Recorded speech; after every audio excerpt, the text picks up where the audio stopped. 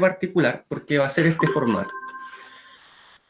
Es una tarea, 2 preguntas que generan 2 notas para full college. ¿Ya? Listo, que quede claro eso. Si alguien no tiene una tarea realizada, si a alguien le falta una nota de una tarea o las dos, en ese casillero en blanco va la nota de la prueba. Sí, Tomás, va la nota de la prueba. Si alguien no hace la tarea, ahí va la nota de la prueba. Profe, ¿por qué? Porque imagínense si yo esperara y persiguiera a todos los compañeros hasta que me manden la última tarea. Si me cuesta que me manden la prueba, imagínense las tareas, ¿ya? Solamente imagínenlo, por favor. ¿Algo más? Sí. Mariana Zúñiga, Alberto Abarza, Francisca Mardones, los nombré, ¿cierto? ¿Les suenan? Les hablé de ellos. ¿Les suenan esos nombres, cierto?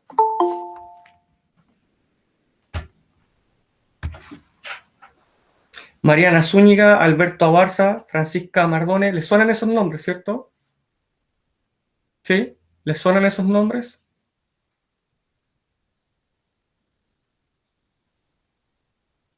Ya. Mariana Zúñiga, Alberto Abarza, Francisca Mardones son ganadores de medallas olímpicas en Tokio, en los Juegos Paralímpicos. Ellos se desplazan en silla de ruedas con un montón de limitaciones y han ganado medallas de oro y medallas de plata. ¿Por qué se los menciono? Porque conozco personas que se autolimitan, ¿ya? Se autolimitan y tienen todas sus facultades, todas sus habilidades y muchas veces no son capaces de escribir una hoja, ¿ya? Hola, Matías. Hay personas que tienen todas sus facultades, todas sus habilidades y no son capaces de hacer el esfuerzo de escribir una hoja, ¿ya? Y estas personas ganaron medallas de plata y de oro para Chile con un montón de limitaciones, ¿ya? Por eso los pongo como ejemplo. La tarea fue subida hoy, ¿ya? Y se encuentra ya disponible en Moodle. ¿Bien? Ya. Las tareas cierran el 10 de septiembre a las 17 horas. De ahí en adelante no se pueden hacer. ¿Ya? Y finalmente, segundo medio ACE, prueba de historia, 4 de octubre a las 3 de la tarde. Segundo medio ACE, historia, prueba, 4 de octubre a las 3 de la tarde. Oigo, Tomás, oigo. Repito, prueba de historia el 4 de octubre a las 3 de la tarde. ¿Y cantaron cumpleaños feliz? Ya a ustedes le cantan cumpleaños feliz. Fernanda Cortés. Saluden a la compañera Fernanda. Yo creo que es lo mínimo que podemos hacer. Fernanda, le deseo un muy feliz cumpleaños, que cumpla muchos más, ¿ya? Que tenga muchos regalos bonitos, ¿ya? Y que le vaya súper bien este año, ¿ya? En todo, ¿bien? Súper. ¿Bien? Qué bueno. Una torta virtual. Un monito de torta. De nada, Fernanda. Bien, ¿alguna pregunta con respecto a las indicaciones que di ahora, con respecto a notas, con respecto a lo que sea pregunta hasta aquí? ¿No? Ya. Vamos a aplicar la misma modalidad anterior, que es esta. Miren, estamos grabando, estamos presentando. Ahí está. Ahí está. ¿Ya? Dice, antes de leer esto, voy a decir algo que lo tengo ahí anotado. Lean la tarea, escríbanla, sáquenle foto, pantallazo mientras digo algo. En esta unidad de aprendizaje vamos a ver temas que hasta el día de hoy han dejado una brecha, una herida en nuestra sociedad, ¿ya? Por lo tanto, lo que voy a pedir es bastante respeto respecto a los contenidos que vamos a abordar, ¿ya? Porque son bastante sensibles para algunas personas. Por lo tanto, no voy a pedir, voy a exigir que digamos presidente Allende, general Pinochet, dictadura, gobierno socialista, ¿ya? No voy a aceptar que digamos borracho, chicho, pinocho, facho, comunacho, come guagua, momio. Eso lo voy a decir yo solamente si es que tengo que hacer una referencia a la polarización de la sociedad en ese momento, ¿ya? No quiero escuchar ese tipo de términos en los alumnos, ¿bien? Perfecto. ¿Ya? Súper. Ahí está la tarea. ¿Por qué la dejo ahora? Porque así la pueden fotografiar, sacarle pantallazo, recorte, escribirla, ¿ya? Y lo van resolviendo ustedes durante la clase, entonces sale más rápido, ¿ya? Que afrontarla a final de la clase. Dice, explica las principales diferencias entre los proyectos de los sectores políticos que representan los 3/3. Lo vamos a ver ahora. Segundo, o sea, la pregunta que genera la segunda nota, por eso son dos preguntas, dos notas, a full college. Reflexiona acerca de los factores de tensión social en la década de los 60 y 70 en nuestro país. ¿Cuál crees que sería la forma más adecuada de efectuar cambios, reforma o revolución? Argumenta solo una idea principal. Bien, vamos. Entonces. ¿Ya? Listo. No está de más decir que con esto iniciamos una nueva temporada que va a abarcar 4 clases y una prueba final. ¿Bien? Ya, en la misma modalidad de siempre. Por lo tanto, los invito a estudiar. Ya. Chile en los años 60 y 70, actores sociales y proyectos políticos. ¿Ya? Explicar y caracterizar a los nuevos actores sociales y proyectos políticos que surgen en los años 60 y 70 en Chile. ¿Ya? Así vamos a comenzar. Y tenemos que ubicarnos antes, mucho antes. ¿Se acuerdan la temporada anterior a la Guerra Fría? Cuando vimos los gobiernos radicales, ¿cierto? Se iniciaban con Pedro Aguirre Cerda, como parte del proyecto del Frente Popular, apoyado por el Partido Radical, por el Partido Socialista, por el Partido Comunista. ¿Se acuerdan? ¿Ya? Con esta ansia de generar un nuevo proyecto económico, el modelo ISI, con un crecimiento hacia adentro, un capitalismo nacional para no depender de la economía exterior. Vamos recordando, ¿ya? Con énfasis en la educación, en la salud, en el empleo, en la vivienda, para dar solución a toda esta explosión, ¿cierto?, urbana generada por la migración campo-ciudad, de lo cual ya vamos a hablar, ¿ya?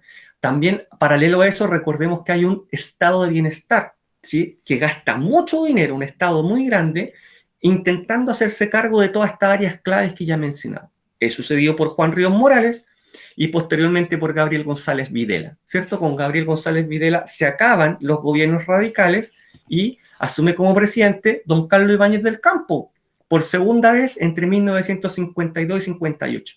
¿Se acuerdan que él tenía un grave problema económico? Por lo tanto, el caballo, muy bien, Tomás, ¿ya? ¿Se acuerdan que él afronta un grave problema económico y que llama a una comisión de norteamericanos economistas, llamada Comisión Klein-Sanks, para que le propongan una solución? Y le dicen, señor presidente, la solución es que usted liberalice el comercio, se ponga a liberalizar el comercio y además invite inversionistas extranjeros. O sea, una vuelta atrás, ¿cierto?, a la libertad de comercio.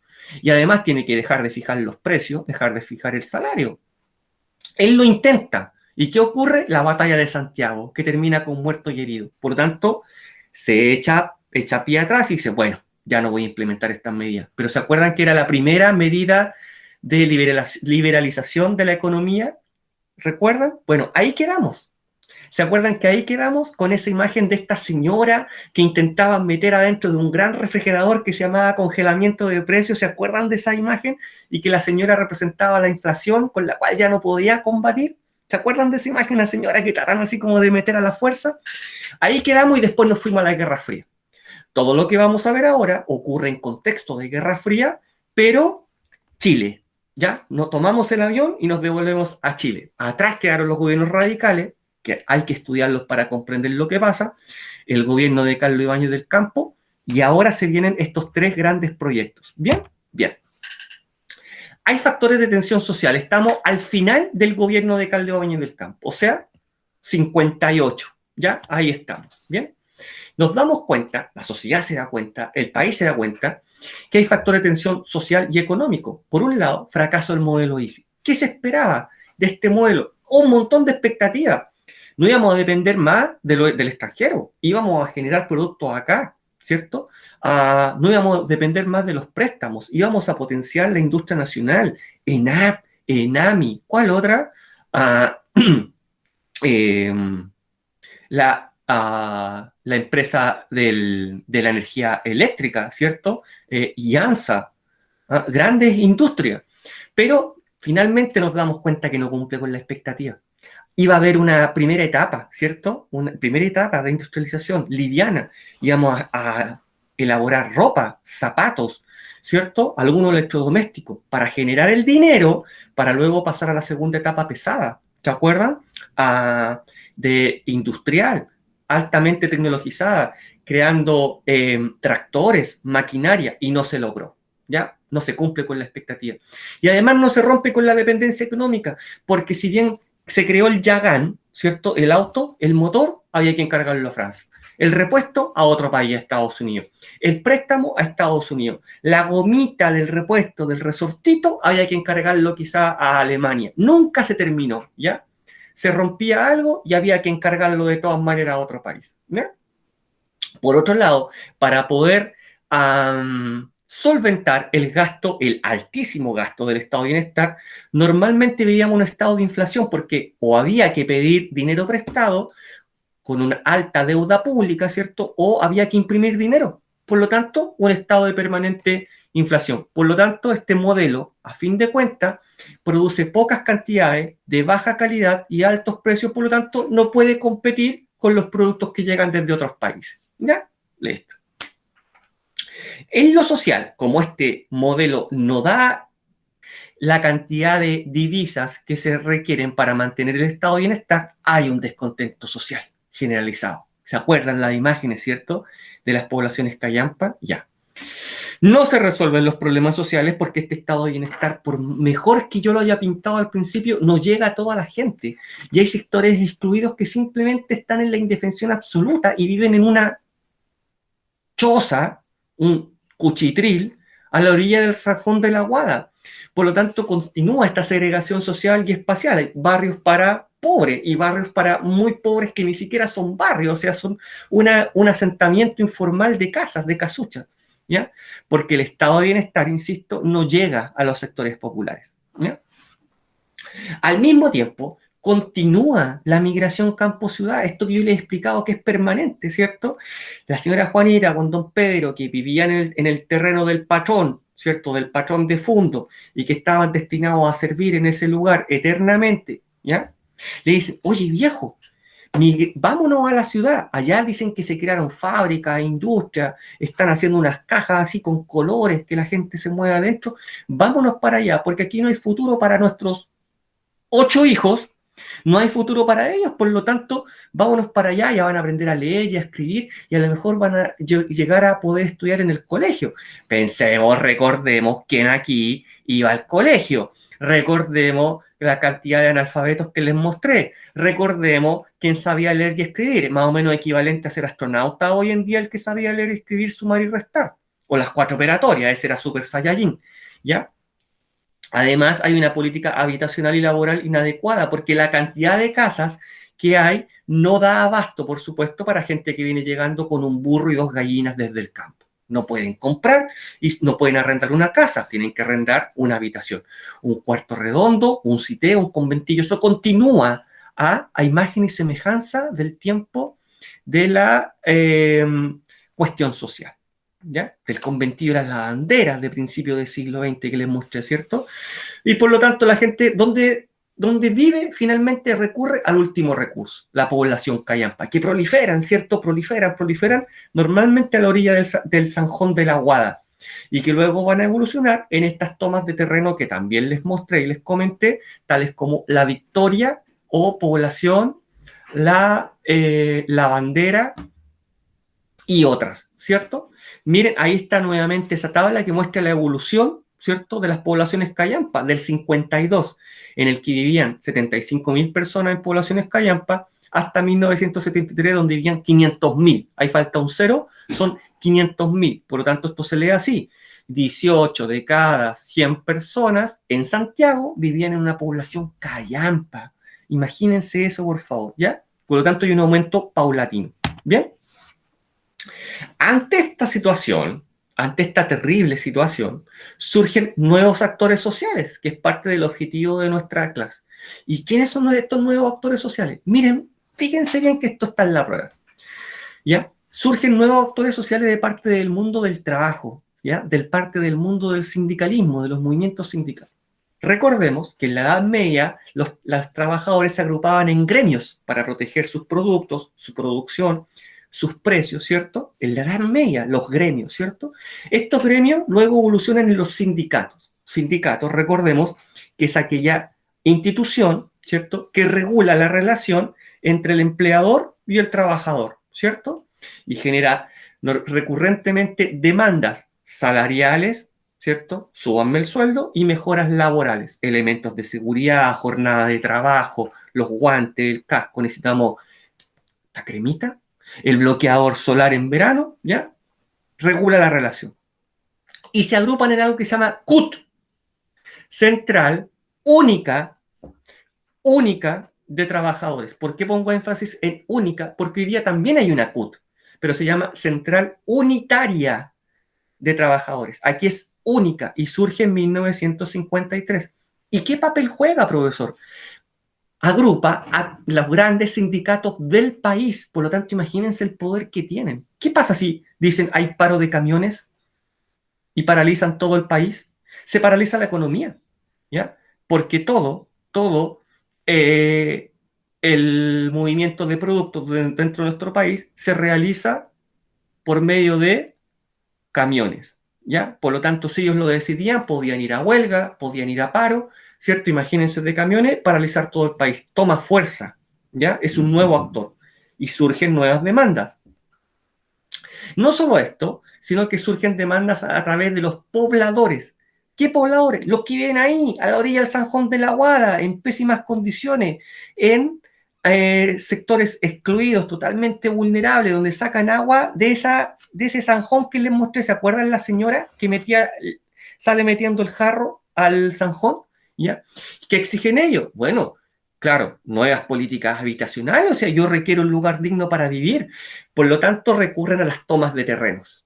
Claro, recurren a las tomas de terreno, bueno, y vengan a sacarme de aquí si no tengo dónde vivir, tengo que vivir en alguna parte.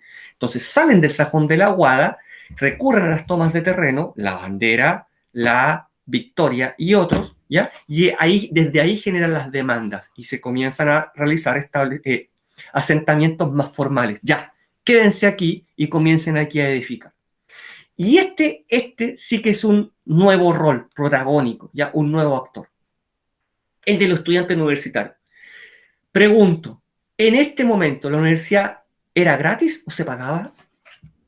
¿Quién sabe? ¿Que no sea Tomás? Ah, se pagaba. No se pagaba. Justamente esa es la gracia. No se pagaba. Claro, esa justamente es la gracia. Entonces usted puede decir, oiga, profe, entonces, sí, pues claro. O sea, a mí no me gusta decir gratis, Fernanda, me gusta decir con dinero público. Claro, porque nada es gratis. Finalmente lo pagamos todos con impuestos. Pero ningún costo para la persona que entraba a la U. ¿Ya? Pero ¿cuál era el problema? Ustedes mismos estoy seguro que me lo van a decir. Oye, la U era gratis. Oiga, profe, entonces todo el mundo iba a la universidad. No. ¿Por qué no iban todos a la universidad? ¿Por qué solo pocos jóvenes? Porque no estudiaban, porque iban al campo a pelar el ajo, porque la niña tenía que irse a la cocina con la mamá en el campo a seguir haciendo pan y a cocinar galletas y a cocinar el pollo y la gallina. Por lo tanto, ¿quién llegaba a la universidad? Una élite intelectual que lograba egresar de cuarto medio y entrar a la universidad. Claro, exactamente. Eso es lo que pasaba. Por lo tanto, muy poca gente, muy pocos jóvenes llegaban a la universidad, ¿ya? Entonces llegaba una élite intelectual. Bien, esta élite intelectual, ¿ya? De jóvenes, dicen, miren, nosotros tenemos demandas también, y miren el tipo de demanda a pesar de ser una élite intelectual. Mayor compromiso. Nosotros egresamos de la universidad y no sabemos nada. Sabemos ser ingeniero, médico, pero no sabemos nada de nuestra sociedad. Por lo tanto, las universidades tienen que comprometerse con toda la sociedad en su conjunto. Por lo tanto, de alguna forma tenemos que hacernos parte de todas estas demandas que están generando los trabajadores y los pobladores, y de alguna manera podemos ayudar. Al mismo tiempo que hacen eso, también demandan una mayor participación de los alumnos dentro de la universidad. ¿Por qué? Porque el profesor, y hoy día también ocurre, el profesor entraba en una nube a la sala de clase y los alumnos no eran dignos de mirarlo a los ojos. Entraba, hacía su cátedra y se iba. Una universidad muy jerarquizada, donde el alumno no tenía ni voz ni voto, ¿ya? Por lo tanto, estas son las demandas de los alumnos, ¿ya? Todos estos tres actores tienen un discurso transversal de cambio. Los sindicatos, los pobladores, los estudiantes universitarios. ¿Bien? Ya. O sea, algo hay que cambiar. Ahí tenemos a don Clotario Blest, ¿ya? Célebre actor del mundo sindical. Él es miembro fundador de la CUT, ¿ya? Y muy conocido por la convicción de sus ideas, ¿ya? Hasta el último. Aquí tenemos los pobladores, ¿cierto? Miren, por favor, la cama debajo de un techo que debe lloverse todos los días en invierno y un lavatorio. Ah, ya, mire, se lo presento. Clotario Blest, ¿ya? Clotario Blest, de Barbas Bíblicas. Miren acá, por favor, esta imagen y el lavatorio. O sea, pobre pero limpio. Y patriota, porque tengo la bandera ahí izada, ¿cierto? Ya. Por otro lado, esto es icónico. Chileno, el Mercurio miente. En este marco de demanda a los estudiantes, un grupo, ¿ya? Se tomó la casa central de la Universidad Católica, ultra conservadora, ¿cierto? Católica, muy conservadora, ¿ya? Muy conservadora. ¿Por qué? Porque todas estas demandas, claro, claro, sí, para allá voy. Todas estas demandas que nombré anteriormente por parte de los estudiantes fueron canalizadas desde la crítica mediante una columna escrita que apareció en el diario El Mercurio, de tendencia conservadora de derecha. ¿Y qué hace el Mercurio? Critica a los estudiantes y los dice, son flojos, son comunistas, son marxistas, son socialistas, son la izquierda, ¿cierto? Son la izquierda y quieren tomar el control políticamente de la universidad, ¿ya? Y esto no le hace bien a la educación superior, no le hace bien a la universidad, no le hace bien a los estudiantes. Ellos están equivocados, ¿ya? Por lo tanto, ellos son el enemigo de la educación. Ante esta columna que aparece escrita en el Mercurio, ¿cómo responden los estudiantes? Colgando este lienzo en la toma de la Universidad Católica, porque ellos, recordemos que se toman, ¿cierto?, la Casa Central y colocan este lienzo icónico que hasta el día de hoy de repente aparece en algunas frases, ¿cierto?, para establecer que el Mercurio muchas veces nos dice la verdad en sus noticias y son noticias tendenciosas. Chileno, el Mercurio miente. Y es una frase icónica hasta el día de hoy, ¿ya? Y es en respuesta al diario, el Mercurio, que los critica. ¿Bien? Bien. Ya. Si se han dado cuenta hasta ahora, la juventud tiene un papel protagónico, un rol protagónico, ¿ya? En lo que está pasando, ¿ya? Ya no es la tercera edad, ya no es la vieja política, los viejos políticos, ¿cierto? No son los adultos, ¿cierto? Es la juventud la que está alcanzando un rol protagónico. ¿Por qué? Porque además tiene mayor acceso a la información. Por eso es que tuvimos que ver en la temporada anterior la radio y la televisión. Pensemos en la influencia de la radio. No solamente el doctor Mortis, ¿cierto? Transmite noticias y ya las personas andan cada uno con su radio aquí en la oreja, su radio portátil a pilas, como nosotros usamos el teléfono. Y toda la gente anda en la calle con su radio a pilas en la oreja. Pues todavía no teníamos audífono, ¿ya? Se vuelve masivo y accesible para todo el mundo, como hoy día un teléfono quizá, ¿ya? Y además hay programas dirigidos a la juventud, ¿ya? Como Música Libre. ¿Se acuerdan Música Libre? Donde bailaban, trataban de hacer videos musicales, ¿cierto? Por supuesto, blanco y negro, ¿ya? Una música un poco transgresora por la vestimenta que usaban las mujeres, los hombres. ¿Se acuerdan cuando les canté? Salta, salta, salta, pequeña langosta. Y esa música era lo top, ¿ya? Y las mujeres, los hombres lo bailaban y era lo espectacular de la época, ¿ya? Era, sí, qué cantante de hoy serían, era lo mejor, era el Blackpink de hoy, el BTS. Pero surgen al mismo tiempo, y aquí quiero que pongan atención, dos movimientos musicales. Uno ya lo vimos, pero lo vimos en el contexto de la música solamente. Esto está en contexto de Guerra Fría. ¿Por qué, profesor? Miren, surgen unos movimientos musicales, uno se llama Nueva Canción Chilena y el otro se llama La Nueva Ola. Primero, Nueva Canción Chilena. ¿Qué está ocurriendo en el mundo y en Latinoamérica?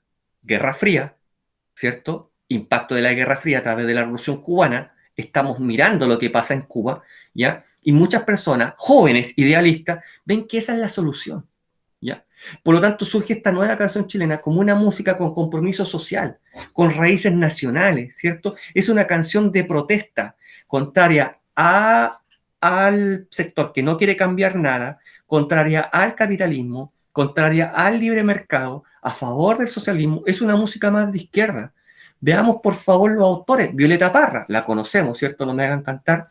Víctor Jara, ¿cierto? Asesinado durante la dictadura, al comienzo de la dictadura, en el Estadio Nacional.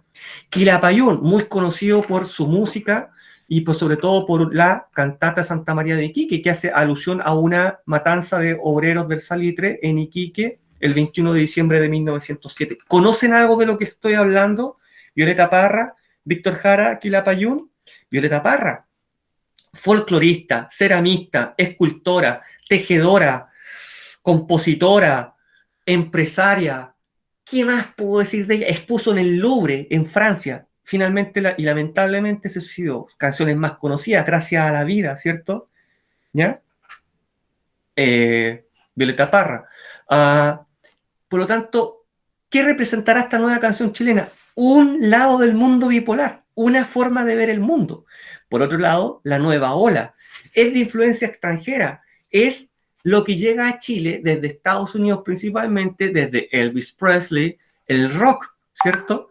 Por lo tanto, la música, ya esta música es principalmente de la otra forma de ver el mundo, ¿ya? La otra forma del mundo. ¿Ven cómo se ve representado aquí la Guerra Fría y el mundo bipolar? Dos formas de ver el mundo. ¿Por qué? Porque esta influencia extranjera, con la nueva ola, no le interesa el contenido social, no le interesan las raíces nacionales y folclóricas, ¿ya? Le interesa lucrar, obtener beneficios con la música, le interesa hacerse famoso, muy conocido. Y ahí tenemos a José Alfredo Fuente, que ya se lo he mencionado, ¿cierto? El Pollo Fuente, que hoy a veces hace de jurado en programas de talento, y tenía un grupo de seguidoras. ¿Qué grupo? Eran miles de mujeres a nivel nacional. Las mujeres se desmayaban cuando él llegaba al aeropuerto. Y su fan club se llamaba Las Calcetineras. ¿Por qué? No sé, ¿ya? Pero no sé, era en su momento, quizás, ¿qué artista ustedes me pueden nombrar? Y José Alfredo Fuentes lo superaba. Otro artista, nombres en inglés, Buddy Richard, Danny Chilean, Peter Rock. ¿Ve? Mi tía era fan de él. Ahí está, ¿eh? José Alfredo Fuentes. ¿Ya? Ahí lo tenemos. Letras en inglés y en español, nombres en inglés, era lo típico. ¿Por qué? Porque era la otra corriente. Nueva canción chilena, compromiso social, música de raíces nacionales, folclórica, con esos artistas que nombré, ¿ya? La nueva ola, influencia completamente extranjera, José Alfredo Fuentes, Buddy Richard, Danny Chilean, Peter Rock, influencia muy, muy extranjera, dos formas de ver el mundo, y de esta manera la Guerra Fría también llega a este mundo de la música. Voy a aceptar a alguien y retomo. Tenemos a Valentina. Bienvenida, Valentina. ¿Ya? Y continúo. Retomo. Ya. ¿Ve? Dos formas de ver el mundo, entonces, incluso en la música, ¿ya? En la música. Y esto va a permear a la juventud. Y la juventud, cada vez con las letras de este tipo de artistas, Violeta Parra, Víctor Jara, Quilapayún, se va a volver más idealista, ¿ya? Se va a volver más idealista y se va a hacer parte de estos nuevos actores sociales, ¿ya? Y va a generar mayores demandas sociales, las cuales son transmitidas a través de la letra de la música. Miren qué interesante.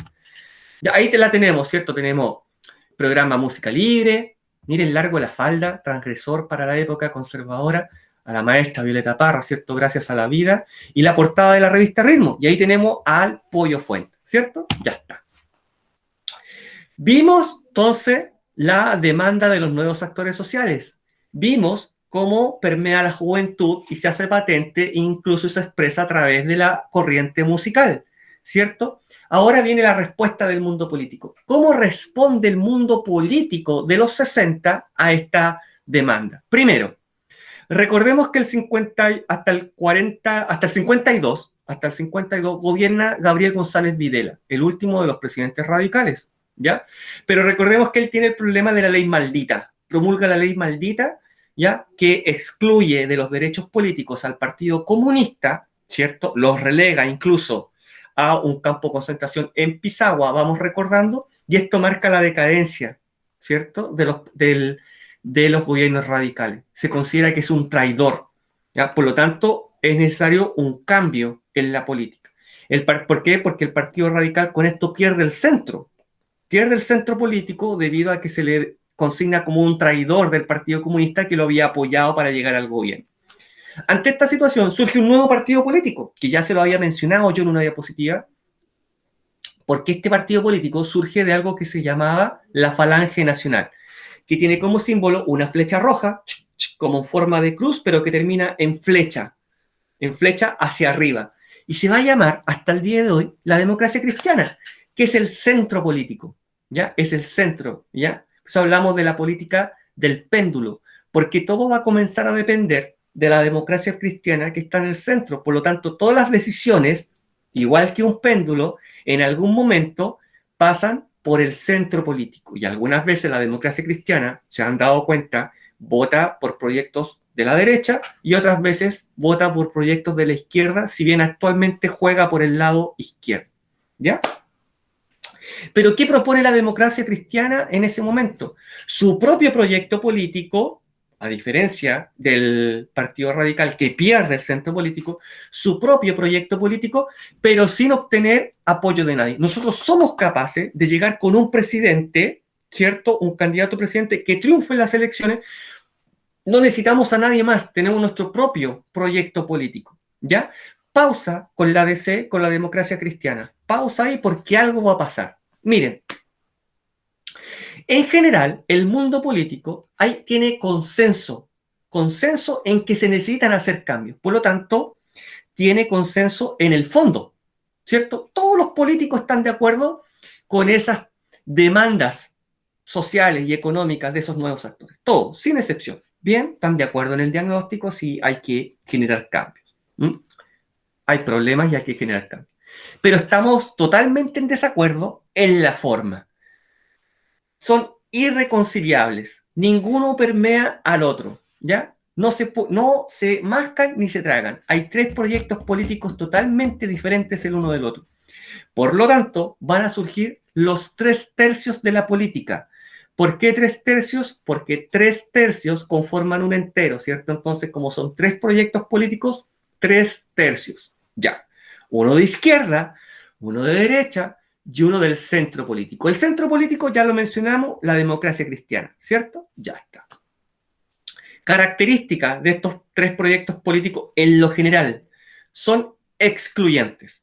Punto en común, son excluyentes. Es decir, ninguno se va a aliar con el otro. Para que un proyecto sobreviva, el otro tiene que desaparecer. Son irreconciliables. Ninguno permea al otro, ni se generan alianzas entre esos proyectos políticos. Hoy día tenemos primarias, ¿cierto? Elecciones primarias de diferentes candidatos y acuerdan que los que pierdan, ¿cierto?, se van a aliar con el otro y lo van a apoyar. En este momento no se producen alianzas. Los tres proyectos son excluyentes, no son permeables entre sí.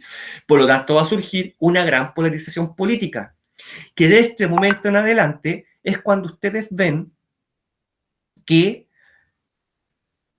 hay gente que ya no se puede ver, ¿ya? Hay gente que en la calle comienza a discutir, ¿ya? Hay gente que en la calle se comienza a discutir y todo termina mal, todo comienza a terminar en violencia. No hay... Mi profesor de esta asignatura en la U decía que no había evento familiar donde hubiera una botella de vino de por medio que no terminara mal, prácticamente a los combos. Porque estaba el tío de derecha, estaba el abuelo de izquierda y llegaba el primo que era de centro y partía la discusión. Y que no, y que tú, no, y que yo, y que tú eres de... Y partía el problema, partía la discusión. Pregúntenle a su abuelo y quizás le van a decir, ¿sabes qué? Que sí. Y la polarización se veía en la calle, ¿ya? No solamente al interior de la familia, de lo cual era mucho más terrible. ¿Por qué? Porque estos proyectos responden a perspectivas de políticas diferentes de cómo solucionar el problema en cuanto a la forma, ¿ya? Y los proyectos de ninguna manera se complementan entre sí. Por lo tanto, cada uno de estos proyectos políticos, ¿ya?, es muy diferente el uno del otro, son excluyentes, no se complementan y van a contribuir a la polarización política de la sociedad. ¿Ya? Esta explicación que acabo de dar, ¿alguien todavía no la entiende y se la explico nuevamente? ¿No? ¿Está comprendido? ¿Sí? Ya, perfecto, súper bien. Vamos entonces, miren, entendible. Ah, muy bien, Tomás, entendible. Ya.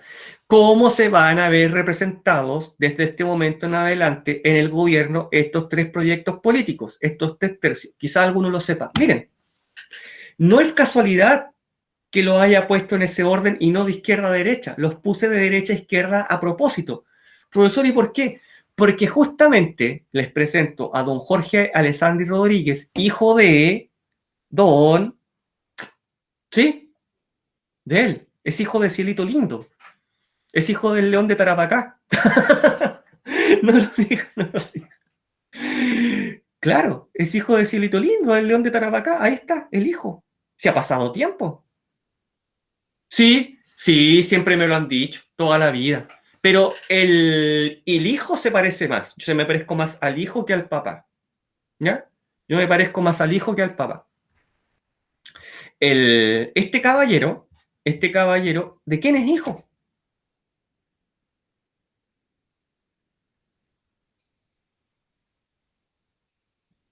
De don Arturo Alessandri Palma.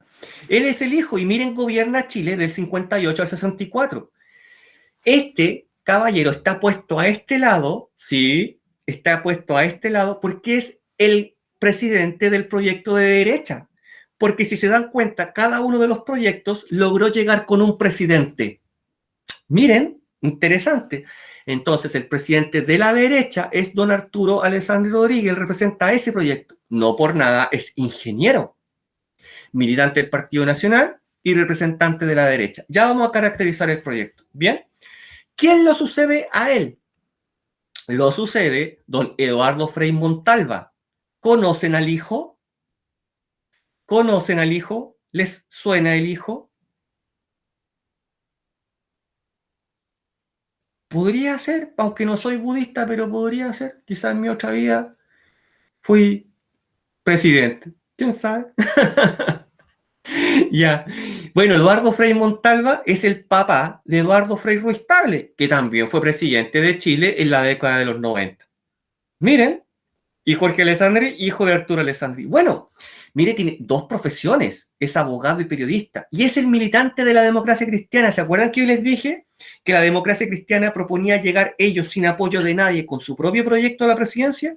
Lo logró. Sucedió a don Jorge Alessandri Rodríguez, ¿cierto? A Eduardo Frei, presidente del proyecto de la DC, o sea, del centro, abogado y periodista.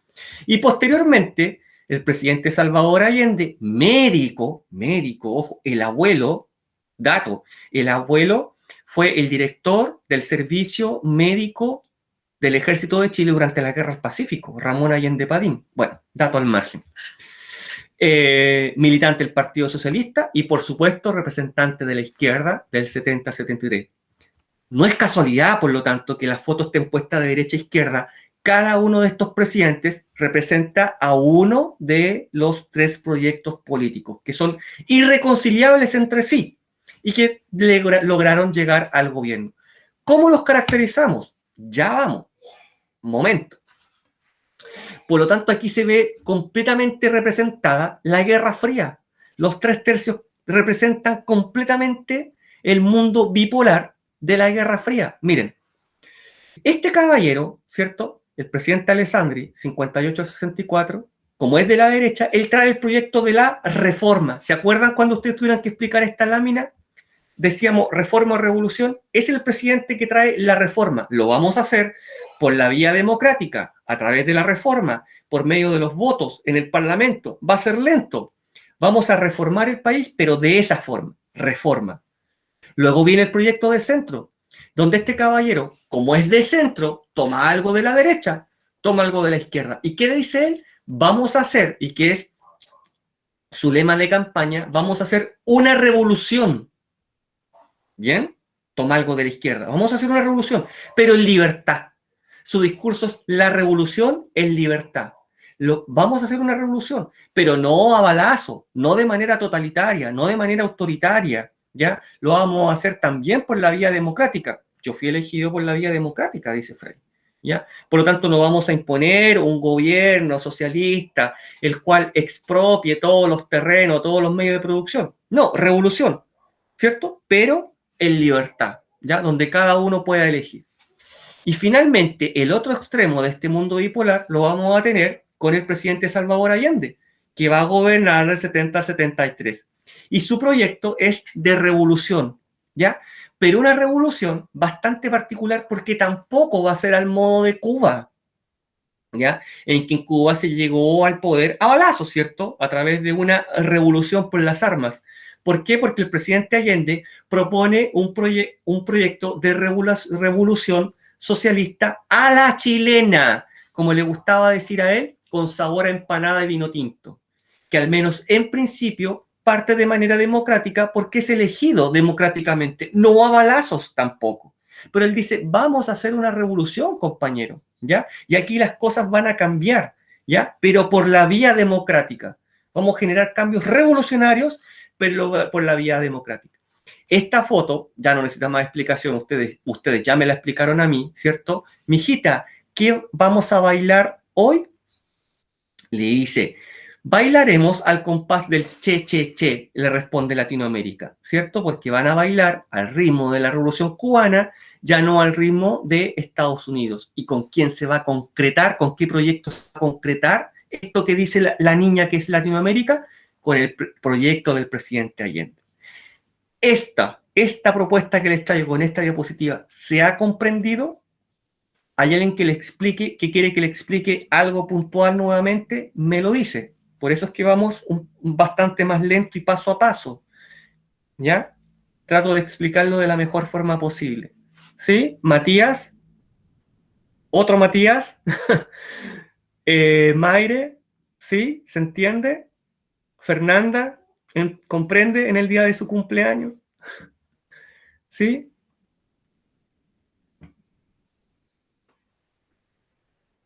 Ah, ya, reforma o revolución. Ya, qué bueno, Florencia. Mire, se lo voy a explicar, Tomás, con la caracterización de la siguiente diapositiva y estoy seguro que lo va a comprender mucho mejor. ¿Ya? Mire, porque en el siguiente está la caracterización. Mire, aquí se va a entender mucho mejor. Vamos a ir primero con el de Alessandri en orden cronológico y le explico ahí nuevamente el de Frey. Mire, aquí están otra vez evidenciados los tres proyectos políticos que proponen reformas estructurales. Todo va a cambiar, pero el método es lo distinto, ¿cierto? Tal como dice aquí, tal como dice aquí, hay acuerdo en el qué, pero desacuerdo en el cómo, ¿cierto? Ya, todos están de acuerdo en que hay que hacer reformas estructurales, en que hay que cambiar cosas, de acuerdo a las demandas de los nuevos actores sociales. Primero, Alessandri. Recordemos que Alessandri es ingeniero y que es representante del proyecto de derecha. Por lo tanto, el problema lo causó el modelo ISI. Se acabó el crecimiento hacia adentro, se acabó el capitalismo nacional. Hay que liberalizar el comercio, hay que privilegiar la industria extranjera, hay que generar un intercambio, porque solo de esa forma Chile va a poder potenciar nuevamente su economía y salir del problema del modelo ISI. Se acabó este crecimiento hacia adentro. ¿Ya? Esa es la primera propuesta. No por nada este gobierno se llama de los empresarios, porque él es ingeniero. ¿Ya? Solo de esta forma es posible evitar la revolución. No olviden que es de derecha, por lo tanto hay que evitar a toda costa la revolución como en Cuba. Hay que promover la reforma. ¿Ya? Ya. Como vamos a liberalizar el comercio, por supuesto, Alessandri propone reducir la participación del Estado en la economía. Ese estado de bienestar se acaba, señores, se acaba, porque el Estado ya no puede generar ese altísimo gasto fiscal en esas áreas claves que yo le he mencionado siempre, salud, educación, trabajo, vivienda. Ahora, al revés, el Estado va a llegar, perdón, corrijo, borren eso, el privado va a llegar donde el Estado no puede llegar. Miren, si la historia es cíclica, la historia es completamente cíclica, es una vuelta atrás, ¿ya? protagonismo al mundo privado. Por lo tanto, solo de esta forma, a través de cambios estructurales, liberalizando el comercio, se va a generar una mejor economía para el país. ¿Ya está? Listo. Vamos con Tomás. Segundo proyecto, en orden cronológico, llega a la presidencia don Eduardo Frei Montalva, representante de la DC, de la Democracia Cristiana del Centro. Y su proyecto político es de revolución en libertad. ¿Ya? De ninguna manera él busca una revolución como la cubana, si bien su lema es revolución en libertad. Vamos a generar cambios mucho mayores, mucho más estructurales, mucho más notables, ¿ya? Y aquí con esto se va a iluminar completamente el camino, ¿ya? Pero a pesar de que vamos a generar todos esos cambios y le vamos a llamar revolución, va a ser en la libertad, en libertad. ¿Por qué? Porque miren, las autoridades siguen siendo elegidas democráticamente a través del voto. No vamos a arreglar esto a balazos. No vamos a generar una especie de invasión como en Cuba, ¿cierto? Una revolución que va a terminar con muchos muertos luego de 2 o 3 años de revolución. No, a través de los votos. Por eso es en libertad, donde cada persona pueda elegir. A tal punto que aquí Tomás va a entender por qué esto es mucho más revolucionario. ¿Ya? Porque Alessandri, vamos un poco atrás, recordemos que a Alessandri le toca la Alianza para el Progreso, por lo tanto recibe préstamos de dinero. Y Estados Unidos le dice, entre otras muchas cosas, al gobierno de Alessandri y a los gobiernos latinoamericanos les dice, este dinero ocúpenlo para hacer la reforma agraria. ¿Reforma agraria? ¿Explico? Explico. Ocupen este dinero para expropiar terrenos de los grandes terratenientes, ricos terratenientes, latifundistas, gente que tiene mucho terreno, expropienlo, pero con este dinero páguenlo, para que no haya un descontento en esa clase empresaria terrateniente. Páguenle, no como Fidel Castro, que lo expropia pero no paga. Con este dinero que les prestamos a través de la Alianza para el Progreso que vimos en la prueba anterior, páguenle a los ricos terratenientes. Y esto lo inicia Alessandri, una reforma agraria. Pero mire qué revolucionario. La profundiza Frei, ¿ya? Profundiza la reforma agraria y continúa expropiando terrenos, pero pagando a cambio estos terrenos, ¿ya? ¿Y qué hace con los terrenos? Los reparte. Mire qué revolucionario. Los reparte entre campesinos. ¿Por qué? Porque el lema es, la tierra es del que la trabaja, ¿ya? Del que la trabaja. ¿Y cómo va a pasar esta reforma a la historia? Reforma de macetero. Sí, reforma de macetero. ¿Por qué reforma de macetero? Porque un macetero chiquitito, entonces era poquito el terreno que se expropiaba y poquito el terreno que se entregaba. ¿Con qué mentalidad? Con la siguiente, si yo hago una reforma agraria y la profundizo y entrego terrenos, y pago por los terrenos, mantengo contento a la clase terrateniente porque les pago y mantengo contento a los campesinos, y los campesinos al recibir estos terrenos se mantienen conformes y no me arman una revolución y no caen en manos del castrocomunismo que venía avanzando desde Cuba, y no caen tampoco en las garras de estos grupos guerrilleros. Miren, ¿se acuerdan? Aquí está todo el motivo de por qué había que estudiar la unidad anterior. Cuando vimos Alianza para el Progreso, ¿cierto? Cuando vimos la reacción política, la reacción militar de Estados Unidos, acá está. Este es el motivo. Por otro lado, también esta revolución en libertad incluye otras propuestas bastante revolucionarias. Sindicalización del campesino. Oye, el campesino trabajaba de sol a sol en el campo, pelando el ajo, como me gusta a mí decir. Y ahora se va a poder agrupar en sindicatos para regular la relación con el patrón. Oiga, patrón, tiene que darnos días de descanso. Queremos descansar el domingo, queremos trabajar 8 horas. Y la patrona también quiere descansar con mi hija, quiero que mi hija vaya al colegio. O sea, una regulación de las labores del campo, porque antes era trabaja, o sea, de sol a sol, ¿cierto? También profundiza la reforma universitaria. ¿Recuerdan las demandas del universitario? Bueno, él las toma, las hace suya y las promueve, ¿ya? ¿ya? Y también promueve la participación popular. Es decir, que la gente, incluso más humilde, tiene que poder participar en política, ¿ya? Y ocupar las diferentes vías, ¿ya? Para poder participar en este ámbito. No se puede mantener al margen. Y él también promueve esta participación popular en política. Por eso se dan cuenta que él promueve una revolución en libertad, porque son grandes cambios, pero no a balazos. No a balazos. Vamos a expropiar, pero vamos a pagar. Vamos a repartir el terreno de la reforma agraria ¿Para qué? Para que no me armen una revolución violenta. Vamos a permitir la sindicación campesina, vamos a acoger las demandas de los universitarios, vamos a promover la participación política de los estudiantes universitarios. Vamos a promover la participación política de todas las personas, de todos los ciudadanos. Ahora sí, Tomás, ¿sí? Ok. Y compañeros, que fue Tomás el que me preguntó, pero y compañeros. Y finalmente llegamos al proyecto del presidente Allende, ¿ya?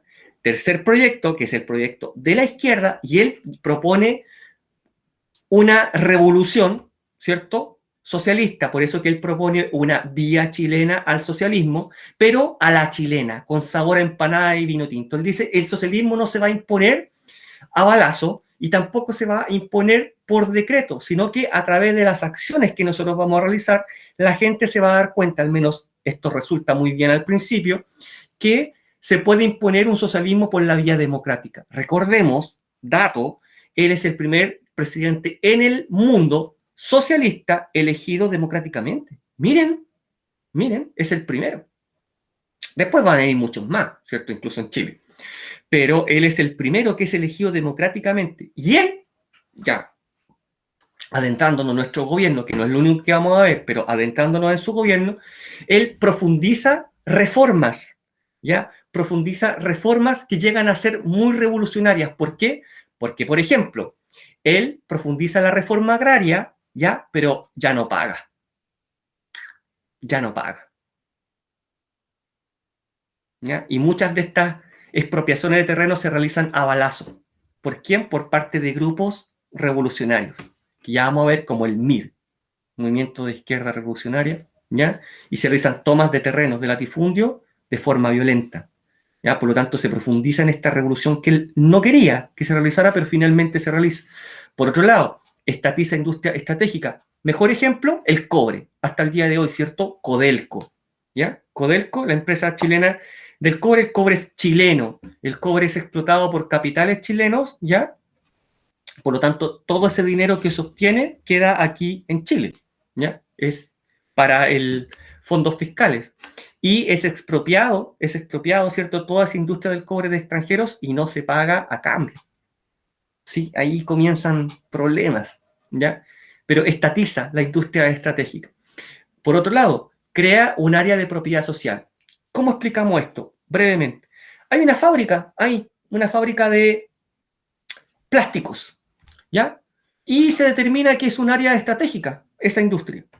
Esa industria se expropia sin pagar nada a cambio. Y esa industria pasa a manos ¿de quién?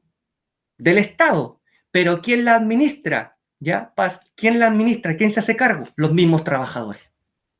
Y ahí comienzan los problemas. Porque el dueño de esa industria, de esa fábrica, dice, bueno, ¿y yo? Bueno, ¿y yo? ¿Qué? ¿Me van a pagar? No. Usted ya ganó mucho dinero. ¿Ya? Crea un área de propiedad social. ¿Por qué? Porque pasa a manos de los trabajadores. Pero, ojo con esto, a cargo de un interventor. Profe, ¿qué era el interventor? Era una persona designada por el gobierno que iba y se hacía cargo de esa industria que había sido expropiada. Problema, muchas veces el interventor no era el más adecuado. Ejemplo, se expropiaba esa fábrica, quizás de plásticos, ya quizás de plásticos, y se colocaba de interventor a un profesor de educación física, a un profesor general de educación básica. Sería el más apropiado, o sea, ustedes me mandan a mí, profe de historia, hacerme cargo de una industria de plásticos y mi empresa quiebra el otro día. ¿Qué conocimiento tengo yo de administración? Yo sé hacer clases, sé de historia, ¿ya? Ese es otro problema que comienza a surgir a medida que avanza este gobierno. Finalmente, y raya para la suma, este gobierno se convierte en una economía planificada, donde el Estado decide qué producir, para quién producir, cómo producir, ¿ya? Donde el gobierno comienza a hacerse cargo de todos los medios de producción, ¿ya? En manos del Estado y los comienza a colectivizar. ¿Qué es esto? No le interesa la propiedad individual, sino que estos medios de producción son puestos en manos de los mismos trabajadores. Por lo tanto, la producción, la productividad ya no es la misma, comienza a bajar y comienza un problema bastante grave en cuanto a nuestra economía, ¿ya? Una economía planificada, donde el Estado se hace cargo de todos los medios de producción y limita la participación de privados, limita el emprendimiento, ¿ya? Porque privilegia la participación estatal. ¿Ya? Bien. Esto, alguien necesita que le explique nuevamente alguno de los puntos, ¿ya? Me parece que lo he explicado en detalle, pero alguien necesita algún punto en particular, ¿no? Están todos atentísimos, ¿ya? Atentísimos. Y que esto es vital para comprender todo lo que viene después y todo lo que está pasando hasta el día de hoy, ¿ya? Hasta el día de hoy. Mire que muchas veces uno sale a comprar el pan y no hay discusión que lo termine en Allende Pinochet, lamentablemente hasta el día de hoy. ¿Ya? Bien, me parece que no. Tenemos nuestra síntesis y esta imagen que nos va a iluminar el camino hacia la clase siguiente. Dice, pronto la polarización política y social se trasladará a las calles expresada por medio de la violencia, lamentablemente, ¿ya? Y no va a haber convocatoria, protesta, marcha que no termine muy mal debido a la violencia, incluso reuniones familiares, ¿ya? ¿Por qué? Porque los proyectos son irreconciliables. Finalizamos con la misma actividad de cierre que les he mostrado al principio de la clase. Maximiliano es la película Machuca. Es. Por eso es que no lo había dicho, me parece, en la clase anteriormente, pero esto es lo que estoy hablando, es la película Machuca. Para los que no la han visto, los invito a verla porque ilumina bastante, ¿ya? Sobre la asociación política, social, a pesar de que es una película, pero ilumina bastante la situación política, social y económica. Si alguien la ha visto, ¿se acuerdan esas marchas que habían donde el Care Frutilla vende banderitas con la familia que vive en la toma? Ya, eso, es eso. El que nos salta, y al otro lado, el que nos salta, y que unos a otros se gritan de todo y todos se hacen finalmente enemigos irreconciliables. Ahí está, Machuca. Me parece que está en Netflix todavía, me parece. Claro, y todo termina los combos. Todo termina los combos, incluso entre la familia. ¿Ya? Hagan su tarea, me parece que es bastante interesante. De Maire sí está. Y está bastante, me parece que el profesor ha explicado lo mejor que ha podido. Si alguien no entiende, en la próxima clase me puede volver a preguntar. Claro, claro, en una de las marchas se pelean si son irreconciliables, son dígame, Tomás, que quedan segundos de clase.